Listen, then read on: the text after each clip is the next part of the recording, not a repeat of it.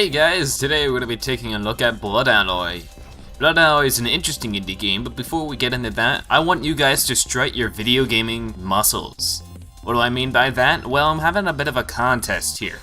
Now, you can actually go and download this game in the link in the description, and it's a wave-based demo. Now, the actual game isn't like that, and once again, I'll explain that in a bit.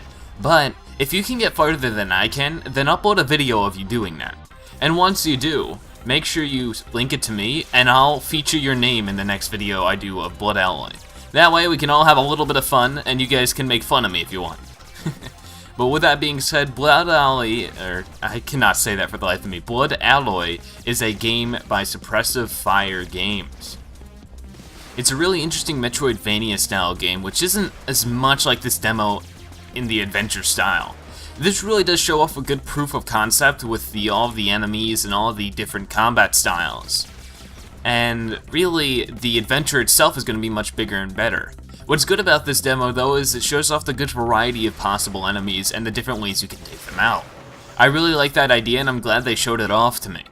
In the actual game though, we'll have a big awesome adventure with a huge environment to explore. And it's going to be a pretty cool game so far from the looks of it. I think it comes out sometime during 2014.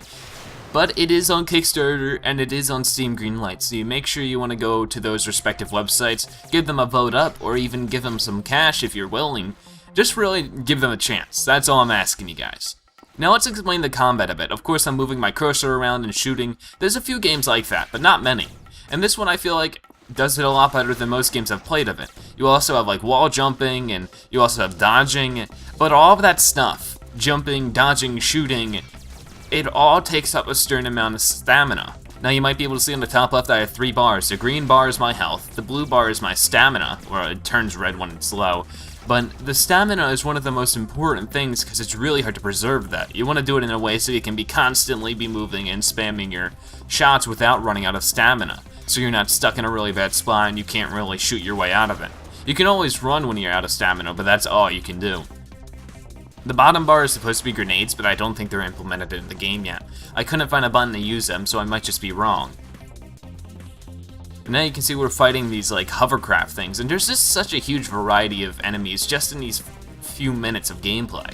And I thought that was really cool, and just really intuitive, and it just seemed like there was a different way to take out each one. You don't really see that in games anymore, and it seems like, I feel like that's something that really gets me bored of a game, is when there isn't a good variety in enemies and ways to take them out. I usually get bored if I'm doing the same things over and over again, and this game really does seem to avoid that. I was playing this for a good 30 or 40 minutes, and I was having a good time. I did get a little frustrated at myself because it may not look like it, but this game is really hard.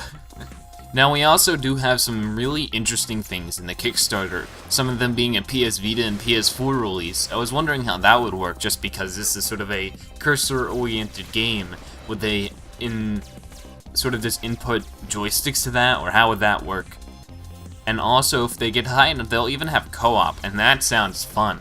So if you really do like the idea of this game and like the idea of doing it with friends or doing it on a different console than PC, I suggest throwing some money at this game. It's a fun concept so far, I can't deny. And really, it's just so much fun. If you're even more interested in the game, soon I should have an interview with the developer on BrokenCartridge.net. If you didn't know, I am currently sort of affiliated with their website. I'm going to be writing stuff for them soon. Different reviews and stuff. They're a really cool website filled with a lot of my friends. So really go and check that out. I'll link that in the description as well. Looking at different pieces of concept art and just different game screenshots, so we do have a lot of interesting and awesome gameplay that really has yet to be shown in the demos. With that being said, there's going to be a crazy amount of stuff going on in this stuff, guys. We have like awesome looking bosses and just crazy looking enemies and really cool environments. I'm just looking at them right now and I'm really impressed. And I'm really excited. This is something I think I'm gonna put my money down on, and hopefully it'll work out for everyone, because I'd really like to see this game be made. I haven't seen a game like this in a while.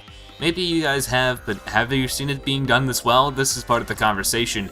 If you guys could put in the comments what you think about this game, that'd be really awesome. You know, spread the word about it. Tell me what you think. That would be great.